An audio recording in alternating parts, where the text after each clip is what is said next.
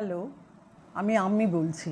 আমি তোমাদের আজকে রবীন্দ্রনাথের মুকুট নাটকটা নিয়ে আলোচনা করব।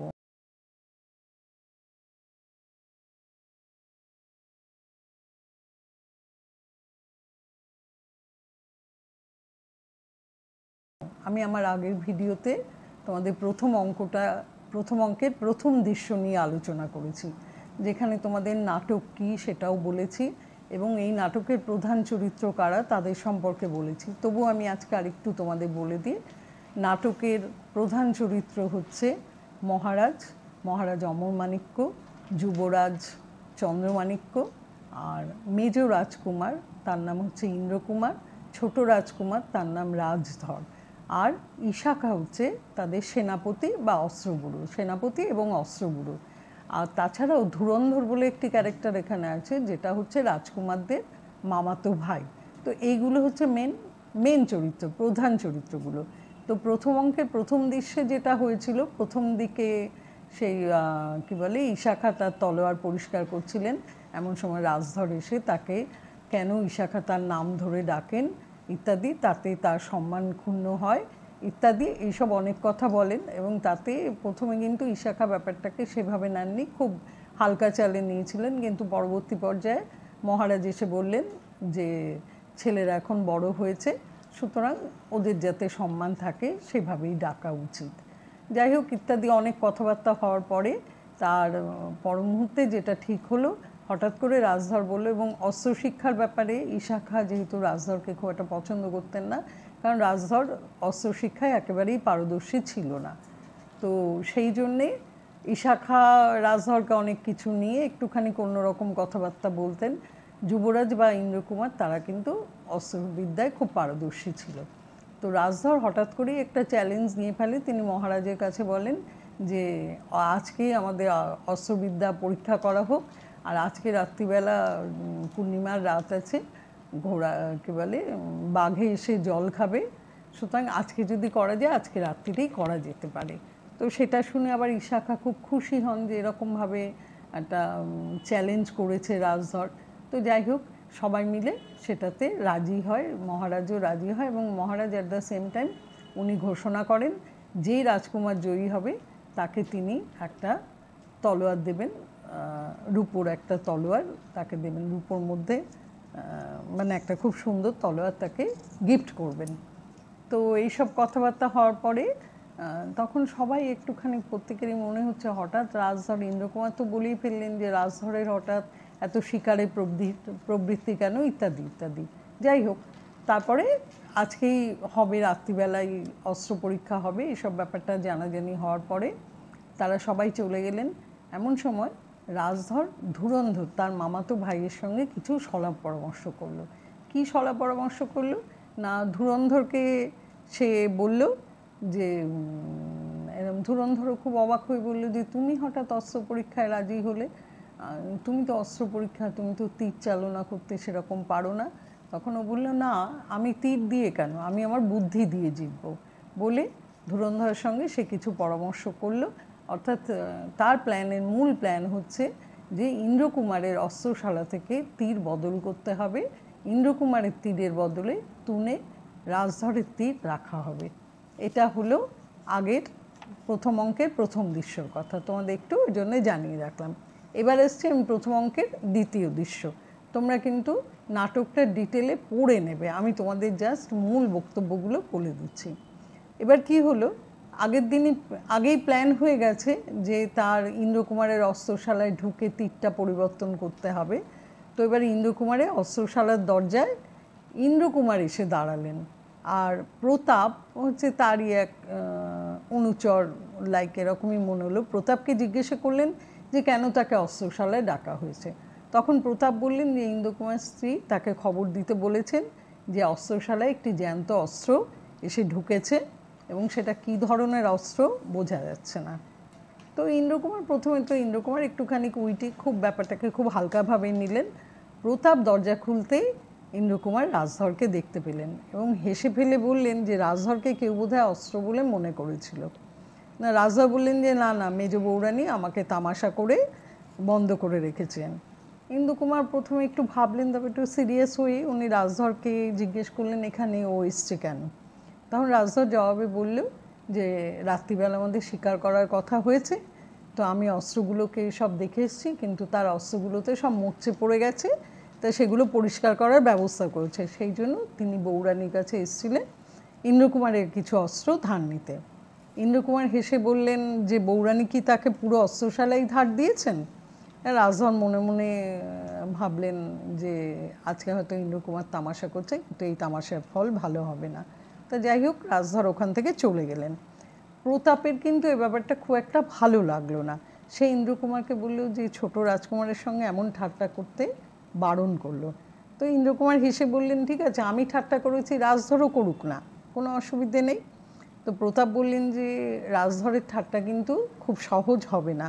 আসলে রাজধরের চরিত্র সম্পর্কে প্রতাপের সম্যক ধারণা আছে।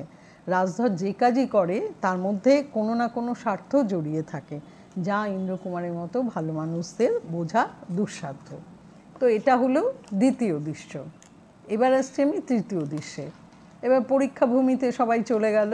রাজা, রাজকুমাররা, ঈশাখা, নিশানাধারী আর ভাট সকলে এসে পৌঁছেছেন। অস্ত্র পরীক্ষা শুরু হওয়ার আগে ইন্দ্রকুমার যুবরাজকে, মানে তার দাদাকে বললেন যে দাদা, আজ কিন্তু তোমাকে জিততেই হবে। যুবরাজ হেসে বললেন যে তিনি জিতলে ভালো, না জিতলেও কিন্তু পৃথিবীর কোনো কিছুরই বদল হবে না। ইন্দ্রকুমার যুবরাজকে খুব ভালোবাসতেন, তাই তিনি বললেন দাদা, লক্ষ্যভেদ করতে না পারলে আমিও কিন্তু লক্ষ্যভ্রষ্ট হব। যুবরাজ এতে আপত্তি করেন। এমন সময় সেনাপতি ঈশাখা যুবরাজকে বললেন সময় হয়েছে, এবার মনোযোগ করো এবং দেখো হাত ঠিক থাকে কিনা। এরপর যুবরাজ তীর নিক্ষেপ করলেন, কিন্তু তা লক্ষ্যভ্রষ্ট হলো। যুবরাজ হেসে বললেন যে তিনি মনোযোগ করলেও তীর যোগ করতে পারলেন না। ইন্দ্রকুমার খুব কষ্ট পেলেন এবং দাদার ওপর অভিমান করেন।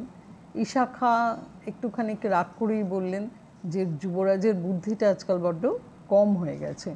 তো এই কথা শুনে আবার ইন্দ্রকুমারের খুব কষ্ট হয় এবং তিনি প্রতিবাদ করেন। ঈশাখা এরপর রাজধরকে তীর নিক্ষেপ করতে বলেন। রাজধর একটু প্রতিবাদ করেন, তিনি বলেন ইন্দ্রকুমারকে বলতেন, কিন্তু ঈশাখার আদেশে তিনি তীর নিক্ষেপ করেন। ঈশাখা দেখেন রাজধরও লক্ষ্যভেদ করতে পারেনি, তবে রাজধর কিন্তু সে কথা মেনে নিতে পারেন না এবং অভিমান ভরে বলেন যে তার ধনুর্বিদ্যার প্রতি কারোর বিশ্বাস নেই বলেই তিনি যে লক্ষ্যভেদ করেছেন তাকেও বিশ্বাস করতে পারছে না, কাছে গেলেই প্রমাণ পাওয়া যাবে।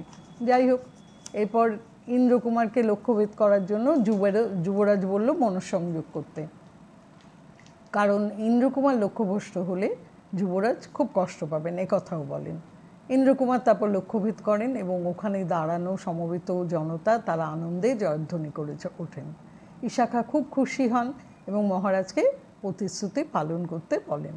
রাজধর তখন প্রতিবাদ করে বলেন যে তিনি লক্ষ্যভেদ করেছেন, তাই পুরস্কার তারই প্রাপ্য।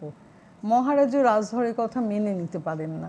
রাজধর সেনাপতি ঈশাখাকে পুরো ব্যাপারটা পরীক্ষা করে আসতে বলেন। তখন ঈশাখা কী করে, যেখানে লক্ষ্যভেদ করা হয়েছে ওই তীর দেখতে যান। ঈশাখা তীর হাতে নিয়ে ফিরে আসেন আর আশ্চর্য হয়ে ইন্দ্রকুমারকে বলেন তীরের ফলায় যেন রাজধরের নাম দেখা যাচ্ছে, তো তিনি বুড়ো মানুষ, চোখে ভুল দেখছেন না তো? ইন্দ্রকুমার দেখেও বলেন তীরে রাজধরের নামে লেখা আছে। মহারাজও খুব অবাক হয়ে যান এবং বলেন আমাদের সবারই একসঙ্গে একরকম ভুল হলো কী করে? রাজধর সঙ্গে সঙ্গে বলে ওঠেন যে চিরকালই সকলে তাকে ভুল বুঝেছে, কিন্তু যাই বলুক না কেন ঈশাখা কিন্তু কিছুতেই ব্যাপারটা মানতে পারছেন না। কিন্তু ইন্দ্রকুমার তখন পুরো ব্যাপারটাই বুঝতে পারলেন। রাজধর খুব জোর গলায় বললেন মহারাজ আজ বিচার করুন। ইন্দ্রকুমারের ভেতর ভেতর খুব রাগ হলো, কারণ তিনি সব ঘটনাই জানেন, অর্থাৎ তার অস্ত্রাগারে গিয়ে নিশ্চয়ই তুন পরিবর্তন করা হয়েছে, এটা তিনি বুঝতেই পারলেন।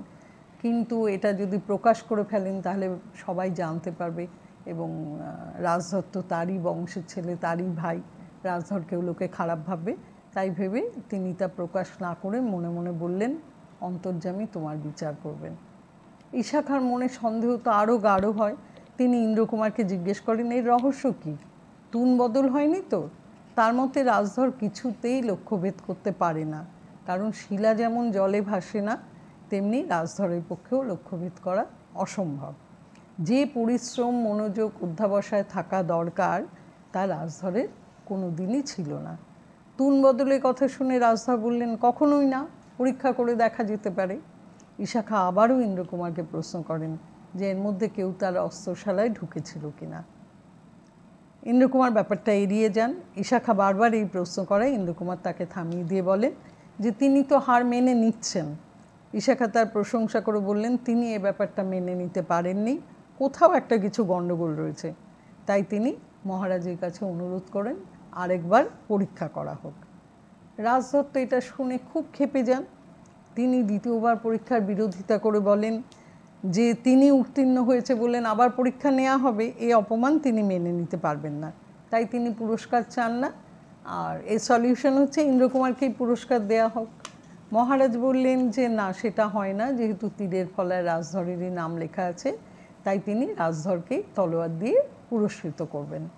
রাজধর তলোয়ার গ্রহণ করে বললেন যে তার জয়ে যখন কেউই খুশি নয়, তখন আমি এই তলোয়ার ইন্দ্রকুমারকে প্রদান করছি। রাজধর এই কথা বলে ইন্দ্রকুমারকে তলোয়ার দিতে গেলে ইন্দ্রকুমার প্রচণ্ড রেগে যান। রেগে তিনি তলোয়ার মাটিতে ফেলে দিয়ে বললেন, তোমার হাত থেকে এই পুরস্কারের অপমান আমি সহ্য করতে পারছি না। ইশাখা এমনিভাবে মহারাজ প্রদত্ত তলোয়ারের অসম্মান হতে দেখে বলেন, ইন্দ্রকুমার, এর জন্য কিন্তু তোমার শাস্তি পাওয়া উচিত। ইন্দ্রকুমারও সেই মুহূর্তে বুঝতে পারেন যে ওভাবে তলোয়ার ফেলে দেওয়াটা উচিত হয়নি। তখন তিনি বললেন, আমার কাণ্ডজ্ঞান লুপ্ত হয়েছে, তাই মহারাজ তাকে শাস্তি দিন। যুবরাজ এইসব দেখে উনি বুঝতে পারলেন কিছু একটা গণ্ডগোল আছে। তিনি পুরো ব্যাপারটা সামলে দেন এবং ইন্দ্রকুমারকে বললেন, চলো ঘরে ফিরে যাই। তো ইন্দ্রকুমার আবার মহারাজের কাছে ক্ষমা চেয়ে তাকে প্রণাম করেন এবং বলেন যে আজ তার সব ব্যাপারেই হার হয়েছে, তাই তিনি অনুতপ্ত। এরপর ইশাখা দেখলেন যে ঠিক আছে, এরপর অন্য তার পরবর্তী পরিকল্পনার কথা মহারাজকে বলেন। তিনি বলেন যে এবার কাজের পরীক্ষা হোক এবং সেই পরীক্ষায় কোন রাজকুমার বিজয়ী হবে সেটা দেখা যায়। মহারাজ পরিকল্পনার কথা জানতে চাইলে ইশাখা বলেন যে আরাকান রাজের সঙ্গে তো মহারাজের একটা যুদ্ধ করার ইচ্ছে আছে, তাই সেই যুদ্ধে রাজকুমারদের পাঠানো হোক। মহারাজা এসব শুনে সম্মতি দেন এবং বলেন আরাকান রাজ মনে হয় চট্টগ্রামের সীমানায় এসে পৌঁছেছেন, তাই তাকে উচিত শিক্ষা দেয়া দরকার। অ্যাকচুয়ালি আগরতলার কাছাকাছি হচ্ছে চট্টগ্রামের সীমানা। তো অ্যাকচুয়ালি কী হয়েছে, বারবার পরাজিত হয়েও আরাকান রাজ শিক্ষা পাননি। এবার তাকে যমরাজের পাঠশালায় না পাঠালে তার শিক্ষা হবে না। অর্থাৎ আরাকান রাজের মৃত্যু না হওয়া পর্যন্ত মহারাজও শান্তি পাচ্ছে না। প্রত্যেক বছর প্রত্যেক সময় আরাকান রাজ এভাবেই অ্যাটাক করে, কিন্তু তাতে তার কোনো লাভই হয় না, সে প্রত্যেকবারই হেরে যায়। তো মহারাজ তার রাজকুমারদের বললেন যে তারা যেন চিরশত্রু সেই আরাকান রাজের সঙ্গে যুদ্ধ করে ক্ষত্রিয় ধর্মে দীক্ষিত হন। ইন্দ্রকুমার, যুবরাজ আর রাজধর সকলেই যুদ্ধে যেতে আগ্রহ প্রকাশ করেন। মহারাজ তখন ইশাখাকে সৈন্যাধ্যক্ষ হয়ে সব রাজকুমারকে নিয়ে যুদ্ধযাত্রা করতে বলেন এবং বিজয়ী হতে বলেন। সবশেষে তিনি ত্রিপুরা রাজ্যের দেবী ত্রিপুরেশ্বরীকে স্মরণ করে আশীর্বাদ চান। তো এইটা হলো আমাদের প্রথম অঙ্কের দ্বিতীয় তৃতীয় দৃশ্য শেষ হলো, অর্থাৎ প্রথম অঙ্ক শেষ হলো। এরপরে আমি যাব দ্বিতীয় অঙ্কে। আজকে এই পর্যন্তই থাকছে। তোমরা আশা করি বুঝতে পেরেছো যে পুরো ব্যাপারটা কি বললাম। তো তোমরা একটু নাটকটাকে আবার ভালো করে পড়ে নিও, একটু দেখে নিও নাটকটার কোথায়, মানে প্রত্যেকটা লাইন পড়ে নিও, আদারওয়াইজ কিন্তু এই নাটক থেকে তো তোমাদের প্রশ্ন আসে। সুতরাং কে কী কথা বলেছে এবং কেন বলেছে, তার প্রসঙ্গ কী, এগুলো তোমাদের জানা খুব দরকার। না পড়লে কিন্তু এটা বুঝতে পারবে না। আমি যতই এক্সপ্লেন করে দিই তাহলেও তোমাদের এটা পড়ে নিও। আশা করি তোমরা বুঝতে পেরেছো। না বুঝতে পারলে আমার কাছে কমেন্টস করে লিখো, আমি তোমাদের সেটা বুঝিয়ে দেব। আর যদি ভিডিওটা ভালো লেগে থাকে তবে লাইক, শেয়ার এবং সাবস্ক্রাইব করো। আজকে তাহলে এই পর্যন্ত। ভালো থেকো তোমরা।